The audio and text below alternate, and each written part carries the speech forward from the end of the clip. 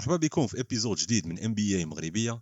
الحلقه ديال اليوم ديجا ابلوديناها بلونجلي اللي بغى يتفرج فيها، ولكن اليوم قررنا ان نديروها بالعربيه وبالدارجه المغربيه باش نبقاو وفيين للقناه. الجزء ديال اليوم غادي نرجعوا بالزمان ل 20 ماي 1983. رونالد ريغان في البيت الابيض، فيلم فلاش دانس في فرقع السينما، وقبل 4 ايام مايكل جاكسون بدل ثقافه البوب للابد من اللي دار رقصه المون وورك لاول مره في موتاون 25. الناس واقفين بالافواج كيتسناو التذاكر. الفيلم غادي يخرج من بعد 5 ايام، فيلم صغير سميتو ستار وورز ريتيرن اوف ذا جيداي. ولكن داخل قاعه هيميسفير في سان أنطونيو تكساس كانت شاعله معركه من نوع اخر. بطل الموسم الماضي لوس أنجلوس ليكرز كان كيحاول يسالي السلسله ضد جورج جيرفين الملقب ذا ايسمان وفرقته القاصحه سان أنطونيو سبيرز في الماتش السادس ديال نهائيات القسم الغربي. داكشي اللي وقع من بعد كان واحد من اشد الماتشات حماسه.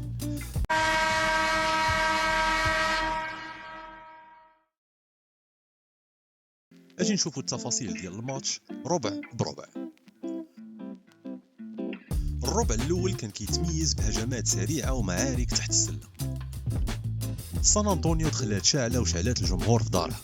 ارتيس جيلمور عملاق سبيرس اللي فيه 2 متر و18 سيطر في الاول تحت السله وماركا نقاط ساهلين بتمريرات جاو من جوني مور، ولكن الليكرز جاوبوا بهجمات سريعه مرتده كتحبس الانفاس. الدقيقه الحاسمه كانت هي الدقيقه 36. ماجيك جونسون كيجرب هجمه سريعه من سله لسله ودار التمريره ديالو الخياليه د نو لوك باس لجمال ويلكس اللي سجلها في السله. دفاع لوس أنجلوس فرض على سان أنطونيو يخسروا الكره 3 ديال المرات متابعين في الاخير ديال الربع، وعطاو للليكرز تقدم ب 29 ل 26. الربع الثاني كان هو انفجار اسلوب ذا شو تايم. هنا فين الليكرز فرقعوا السقف. نورمان نيكسون ومايكل كوبر بداو كيشقوا دفاع سبيرز في الوقت اللي كريم عبد الجبار ماركا فيه 3 ديال الرميات اسطوريه ديالو المعروف بها هما سكاي هوكس متابعين فوق جيلمور. الدقيقه الحاسمه كانت هي الدقيقه 3:15 في هذا الربع. الليكرز داروا نتيجه 8-0 في قل من 2 ديال الدقائق. بعد بلوك واعر من كيرت رامبس، ماجيك عطى كره ممتازه لبوب ماكادو اللي دار دانك سريع، وبناو فارق ديال 9 ديال النقاط وصيفطوا لسان أنطونيو ب 64-55.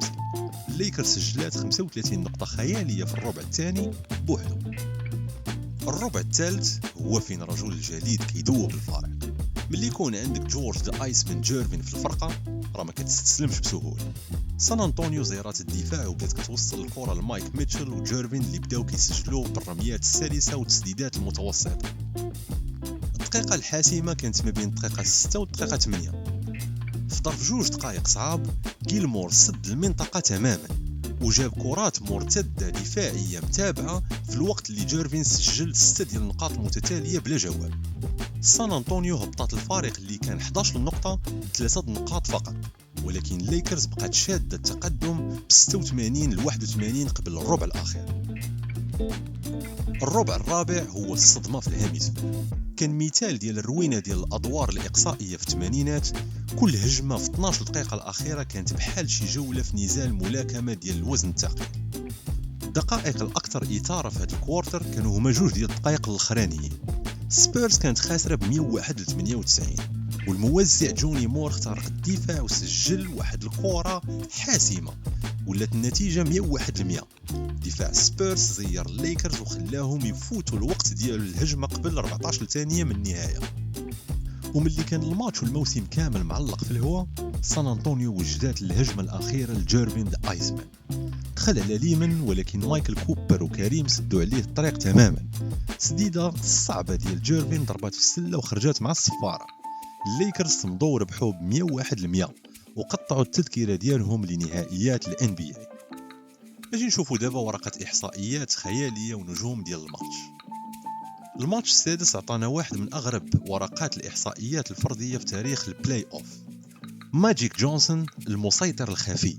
ماجيك لعب 48 دقيقه كامله، سدد غير 6 المرات وسجل غير 2 ديال النقطات، ولكن راه هو اللي تحكم في الماتش كامل.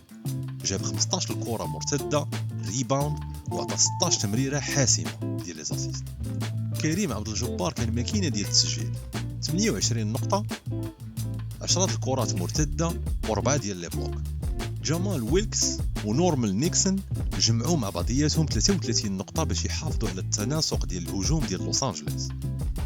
ومن جهه ديال سان أنطونيو سبيرز، ارتيس غيلمور كان غول في الملعب، سجل 24 نقطه وجاب 18 الكره مرتده بنسبه نجاح 11 من اصل 16 ديال التسديدات. جورج جيرفين كان هداف الفرقه ب 25 نقطه. جوني مور زاد 17 نقطه و14 تمريره حاسمه في مجهود قتالي. الماتش السادس ديال نهائيات القسم الغربي سنة 1983 كان كيمثل كل ما كانت عليه كرة السلة في الثمانينات. عمالقة التاريخ كيتبادلوا الرميات، صانعي الألعاب كيعطيو دروس، وماتش كيتلعب على نقطة واحدة مع الصفارة ديال النهائي. وخا ماجيك جونسون سجل غير 2 ديال النقط، واسلوب الشو تايم قدر يمنع سبيرز في وسط جمهور تكساس الصاخب باش يرجع للنهائيات.